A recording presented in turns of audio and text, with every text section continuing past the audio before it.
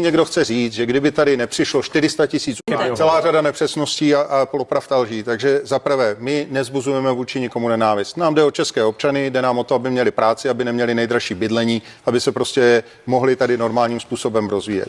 Za druhé, pokud mi někdo chce říct, že kdyby tady nepřišlo 400 000 Ukrajinců od roku 2022, takže by česká ekonomika lehla a neexistovala, tak prostě já s ním nesouhlasím, považuji to za alibismus a absolutně se pod to nemůžu podepsat. Prostě těch 400 000, pardon, neskákejte mi do řeči. Těch 400 000 lidí sem přišlo a určitě by fungovala ta ekonomika i bez nich. Za třetí, už dávno není pravdou, že Ukrajinci pracují jenom na těch nižších pozicích. To platilo před tím rokem 2022. Jděte se dneska podívat do banky, poslechněte si call centra, jděte kamkoliv, prostě ti Ukrajinci už chodí na místa, o které by čeští občané zcela jednoznačně stáli a nedostanou se k nim jenom proto, že ti Ukrajinci jsou ochotní pracovat za méně peněz.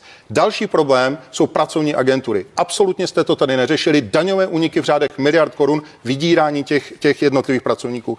A do poslední poznámka, do sociální pojištění. Vy neustále opakujete tuhle mantru, která je vylhaná, protože pracujete s čísly, které neodpovídají. Na jedné straně na té příjmové máte odhady, kolik Ukrajinci přispívají na DPH, na spotřební daně a tak dále. A na druhé máte pouze přímé výdaje na ty sociální dávky.